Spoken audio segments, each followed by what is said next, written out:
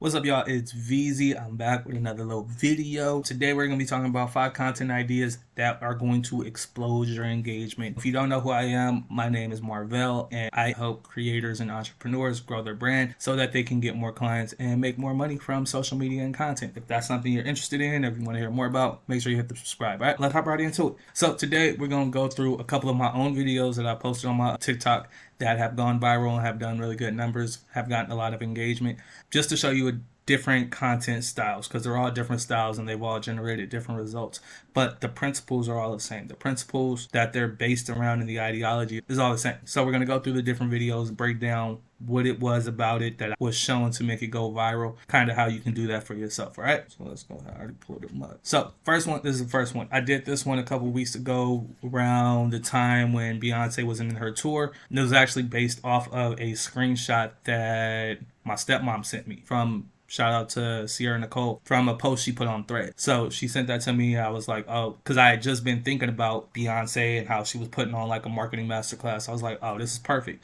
So I took that, recorded a green screen, threw that up. So the first strategy is called other people's audiences. So basically what the idea is that you tap into somebody else's audience base. For me, this will be tapping into Beyonce's audience base. People knew she was on tour. They knew she was killing it. Creating this where I speak to her, the marketing skills, the marketing masterclass that she's putting on. I speak to that while speaking about her tour that she's on and like the effect it's having, things like that. This piece of content is going to appeal to people who are Beyonce fans and who might be business owners who might be interested or hearing about the marketing masterclass that Beyonce is putting on. That makes sense. There's different ways you can do this. And this doesn't just have to be with celebrities, although tapping into celebrity audience bases is really powerful and does really well with getting engagement. It doesn't just have to be celebrities. You can partner with a different influencer. You can partner with somebody else in your niche. Y'all can go live together. Y'all can do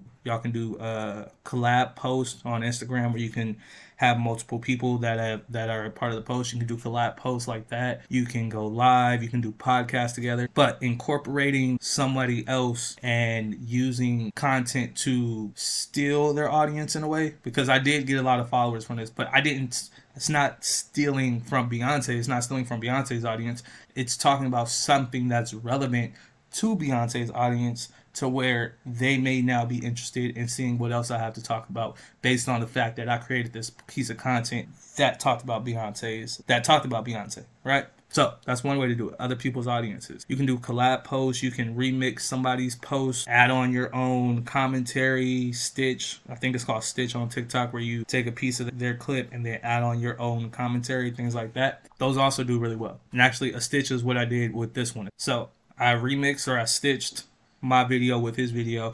People know him, especially in the marketing ad space. People know who he is. If you're in the ad space and the marketing space, you might have seen his face before, but he put out a good video or a good piece of content, and I wanted to show that to my audience. And a good way to do that while still maintaining his authority and like kind of using his audience to get that momentum. A stitch or a reaction video, like things like that, those do very well when you have somebody that's recognizable, that people know who that person is. Now seeing you next to them kind of gives you that trust factor that comes with being associated with it. That makes sense. It's all a little psychological shit. The next strategy. This one got me about 10,000 views on here, and I think about another 5 something on Instagram. But this one, these do really well, where you tell the truth or you air it out. That's what I call this, the air it out, or where you tell the truth about something, especially if you call out something specific, like the truth about lifestyle influencers, right? You see this generated over 200 comments, over 136 saves, with people who generally were agreeing. Speak, basically saying you have to start from the bottom. Facts, speaks, facts. And I literally started it off. So not just the fact that it started off with, I'm telling the truth about this industry or about this niche, which is going to be enticing and get people to stop scrolling and be interested in what this piece of content is about. But I also started Here's what I figured out about content creators, more specifically the aspiring lifestyle content creators. Your content is trash. If you don't know what just that first few seconds, here's what I figured out, your content is trash. Those two are going to get people to keep watching. Here's what I figured out, people want to know what you figured out, especially because they already know I'm talking about lifestyle influencers. I'm telling the truth, leading with a very bold statement, your content is trash. Now it's like, okay, if I'm a lifestyle creator or if I'm a lifestyle influencer, I want to know why he thinks content is trash. And let me see, do I agree with it? Do I disagree? Whatever. It comes down to getting people engaged, getting them fired up. Outrage is a great marketing tool, and I'll talk about that a little bit more because that one comes up again later. But yeah, airing it out, telling the truth about a niche industry, something that's believed or a myth, like those type of videos tend to do really well. Next one is solving a problem. Solving a very powerful problem. The more painful and the more powerful problem you can solve, the more engagement, the more people are going to gravitate towards it and interact with it. So for this one, you see, it's very simple. The tools you can use to create a 10K a month ebook. Now I know, and you know this is very valuable because look at how many people saved it. 824 people saved it. 30,000 views, 824 people saved it. And honestly, this is still pretty accurate. Probably change that to ChatGPT to write it, but also you can still write it in Google Docs, whatever. Design it in Canva. You design the whole thing in Canva. I wouldn't just do the cover, but you can just design it and write it in Google Docs. ConvertKit still works really good. StanStore is good. Stripe definitely for payments. TikTok from promotion. I mean, it's still pretty accurate. It's not far off. But solving a very powerful problem is a great way to get engagement and get people to interact with your content, especially if you know it's something, if you can tap into like one of those deep feelings that people feel. Like with this one, if you've created an ebook and it's not been selling, this would be important to you. If you are broke, are you looking for ways to make money and you heard of people selling ebooks, this will be important to you. So by providing solutions, solving problems for people, that's a great way to get people to engage and interact with your content. Another way to do that, another great way to get people to engage and interact with your content is by asking them a question. What stage of life are you at? There's actually 4 stages to life, and each one represents a different part of your journey. First stage is the survival. So literally starting out with a question, asking directly, what stage of life are you at? I'm literally talking to the person. So if they make it past that 1 to 2 seconds of what stage of life are you at, asking them a question and then explaining the different stages and how they may be relevant to you, now it's going to get people engaged and get them to respond, because now they want to know, what stage of life am I at? I don't know what stage of life I'm at. Let me see what he's talking about. Let me see what the different stages are so I can figure out where I'm at, which leads to a lot of people responding. Damn, I've been stuck in security. I'm on 2, trying to move past the stage. I think I'm at level 4, but I'm not sure. I want to live in a country where the stage is a little bit. Like, asking people a question that's going to get them to respond and get them to let you know about like where they are, especially when you ask them about them. People love to talk about themselves. People love to tell you their story and tell you about their life. So when you start your content off asking them a question and kind of inviting them to engage and join the conversation, it's likely to see that increase of engagement or see people interacting more. So yeah, that one did really well.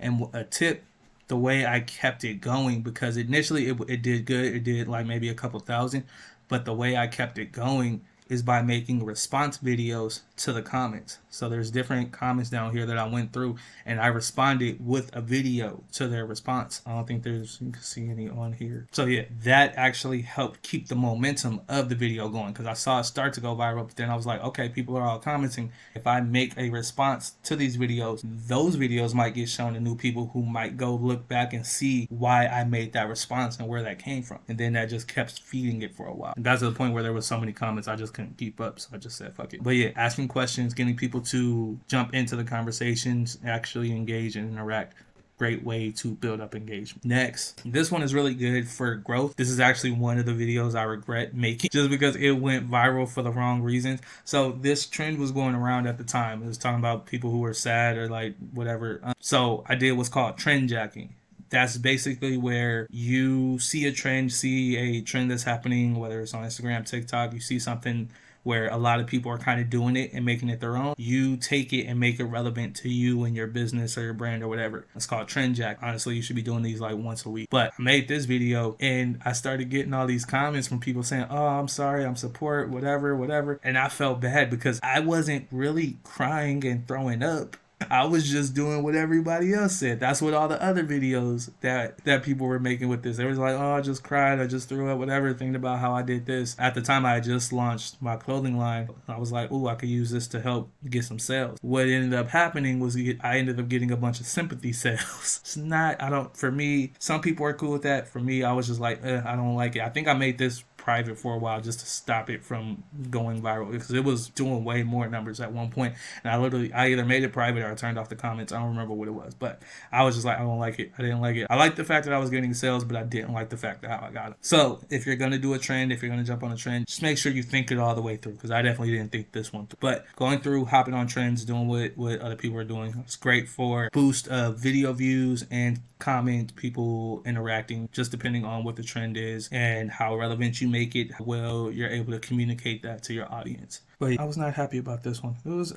oh yeah, I did make it private. It's still private. Yeah, not a fan of this one. Was not a fan of this one at all. Yeah, this is one of the lessons I learned from going viral. But yeah, so trend jacking, jumping on different trends. Great for engagement, great for views. Try to do one once a week just to catch those waves and get like an influx of viewers and followers potentially. And then the last one, this one ended up getting me 3.4 million views, and it had absolutely nothing to do with marketing. This is another time I went viral and I regretted it because I ended up getting a bunch of followers that were like Trump supporters and shit. But divisiveness, creating content where it's going to cause a divide or cause people to argue is great for engagement. It's great for getting people engaged. You see, this one ended up with over almost 9,000 comments, and a lot of that was just from people going back and forth and arguing in the comments. I think I almost turned the comments off on this one because this one was just annoying because I was getting mad notifications every time I logged in. But just divisive topics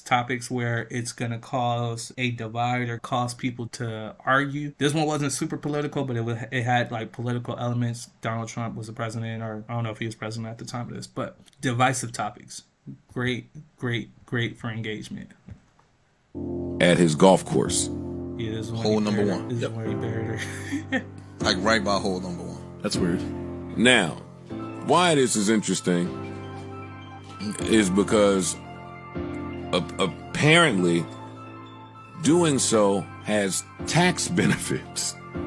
So yeah, this ended up getting a lot of people engaged, arguing. Yeah. So yeah, I went viral with this one too and got a lot of followers, but it wasn't followers that I needed or followers that really relevant to my audience. So that's why you have to have some discernment and be careful what you post in making sure that is relevant to your overall cause and overall business. Because if I could take this one back, I probably would. I wasn't super happy with the followers I got from this because it ended up making the engagement on the rest of my page go down because I got a bunch of followers that only showed up because of this, and whether they were supporting Trump or looking for more shit to argue about, that's just not what my page is about. So they ended up following, but they don't interact with any of the other content that I post, which makes my engagement drop. So just be careful with the trends and the things that you do and the type of content that you create in order to get engagement. Because there's ways to get engagement. There's kind of set principles that help you get engagement. Just make sure you're doing it the right way for the right reason. And let me just say, like, none of these are